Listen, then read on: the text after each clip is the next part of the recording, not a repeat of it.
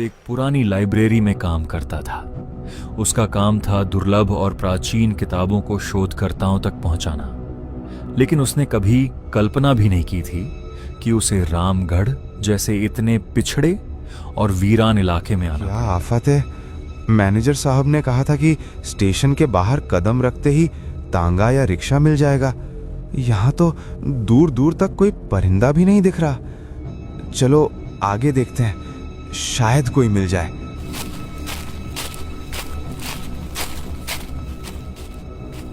माधव ने स्टेशन के सुनसान रास्ते को पीछे छोड़ा और उबड़ खाबड़ सड़क पर चलना शुरू किया।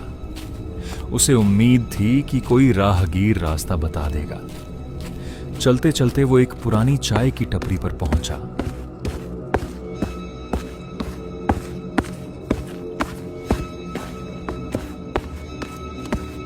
ओ काका, जरा मदद करेंगे? मुझे इस ठिकाने पर पहुंचना है। मैं बहुत दूर से आया हूं और इन रास्तों से बिल्कुल अनजान हूं। कहाँ जाना चाहते हैं आप? नाम बताएंगे तो ही कुछ कह सकूंगा। जी, मुझे रामगढ़ की पुरानी बस्ती की तरफ जाना है। एक बार ये पता देख लीजिए। ओह, बस्ती जाना है। लेकिन बाबूजी, अब तो बहुत देर हो गई है। सूरज ढलने के बाद यहाँ कोई सवारी नहीं रुकती। अब तो कोई तांगा भी नहीं मिलेगा। अगर आप पैदल चलने की सोच रहे हैं तो कम से कम 5 से 6 घंटे का रास्ता है। क्या 6 घंटे? इतना लंबा रास्ता? ये तो बड़ी मुसीबत हो गई। अब मैं क्या करूं? मुझे कुछ समझ नहीं आ रहा। बाबूजी, आप परेशान न हो। मेरा घर यहीं पास में ही है। अगर आपको कोई दिक्कत ना हो तो आज रात आप मेरे यहाँ ही विश्राम कर लीजिए। सुबह होते ही ताज़ा दम होकर निकल जाइएगा। नहीं काका, दरअसल ये किताबें मुझे आज ही पहुंचानी है, वरना काम बिगड़ जाएगा। फिर भी आपका दिल से शुक्रिया कि आपने मुझ अजनबी की इतनी चिंता की। आजकल के जमाने में ऐसी नेक दिली कम ही दिखती है। कोई बात नहीं बाबूजी, पर जरा चौकन्ने रहिएगा। रात के समय ये सुनसान रास्ते और घने पेड़, यहाँ का माहौल कुछ ठीक नहीं रहता। ठीक है काका, ध्यान रखूंगा। चलिए अब मैं निकलता हूँ।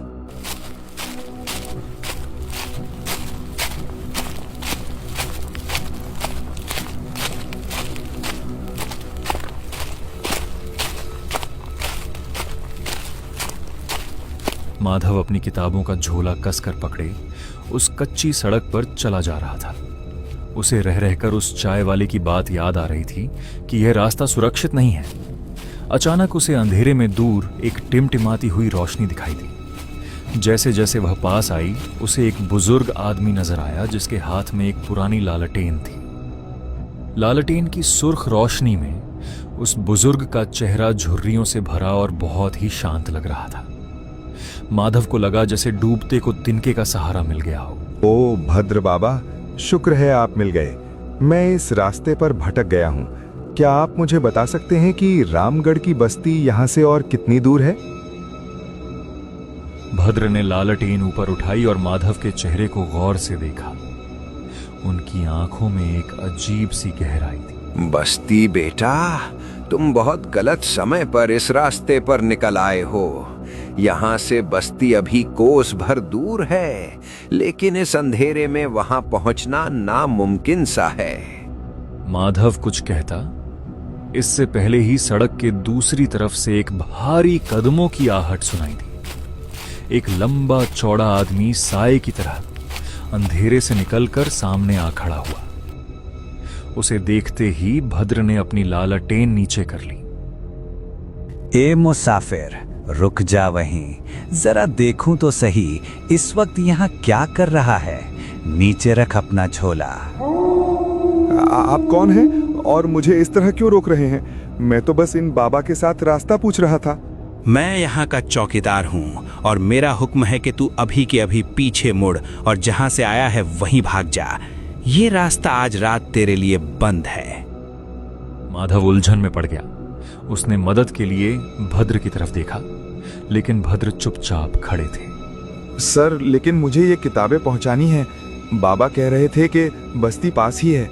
मैंने कहा ना, चुपचाप यहाँ से निकल जा। और और तू अपनी ये लालटेन लेकर यहां से दफा हो जा, वरना ठीक नहीं होगा। माधव ने देखा कि वह अजनबी बहुत गुस्से में था। भद्र ने एक धीमी सी आह भरी और बिना कुछ बोले अपनी लालटेन घुमाई और अंधेरे रास्ते की ओर बढ़ने लगे। जाते जाते उन्होंने माधव की तरफ मुड़कर देखा और उनकी आंखों में एक चेतावनी थी, जैसे वह कह रहे हों, इस आदमी की बात मान लो। माधव के पास अब कोई चारा नहीं था। वो अजनबी शख्स वहीं खड़ा उसे घूर रहा था। मजबूर होकर माधव पीछे की तरफ पैदल चलने लगा। कदम दर कदम वह उस अंधेरे में डूबता जा रहा था। दूर तक कुछ दिखाई नहीं दे रहा था। बस ताड़ और नारियल के ऊंचे पेड़ों की लंबी कतारें थीं और एक ऐसा सन्नाटा जिसे हवा की सरसराहट भी नहीं तोड़ पा रही थी। माधव के पैर अब जवाब दे रहे थे। उस अजनबी पुलिस वाले वीरेंद्र ने उसे पीछे तो भेज दिया था, लेकिन वह रास्ता कहां जा रहा था उसे खुद नहीं पता था। चारों तरफ ताड़ के ऊंचे पेड़ किसी कंकाल की तरह खड़े थे। हवा में एक अजीब सी ठंडक थी जो हड्डियों तक पहुंच रही थी। कैसी मुसीबत में फंस गया हूं मैं। मैनेजर साहब ने तो कहा था कि बस कुछ ही घंटों का काम है।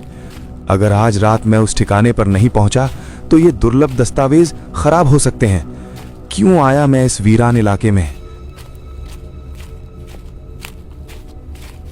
इन्हीं ख्यालों में डूबा माधव सर झुकाए तेज कदमों से चल रहा था कि अचानक उसे महसूस हुआ कि उसके पीछे कोई चल रहा है। जैसे ही वह रुकता, पीछे वाली आहट भी रुक जाती। माधव का दिल जोर जोर से धड़कने लगा। उसने हिम्मत जुटाकर पीछे मुड़कर देखा। अब पगडंडी पर कोई इंसान नहीं था, लेकिन पेड़ों के झुरमुट के बीच से एक अजीब सी आकृति धीरे धीरे उसकी तरफ बढ़ रही थी। वो आदमी जैसा ही था, पर उसका कद सामान्य से कहीं ज्यादा लंबा था, लगभग 7 से 8 फीट। उसका शरीर एकदम काला था और उसकी आंखें रात के अंधेरे में बिल्ली की तरह चमक रही थी। वो चल नहीं रहा था, बल्कि जमीन से थोड़ा ऊपर तैरता हुआ आ रहा था। माधव के मुंह से चीख निकलते निकलते रह गई। वो मौत के डर से सुन्न पड़ गया। माधव, वो झोला वहीं छोड़ दे, वो हमारा है। माधव की रूह कांप गई। उसे समझ आ गया कि यह कोई लुटेरा नहीं बल्कि कुछ और ही है। वो अपनी जान बचाने के लिए बदहवास होकर भागने लगा। वो कांटों भरी झाड़ियों, पत्थरों और कीचड़ की परवाह किए बिना बस भागे जा रहा था।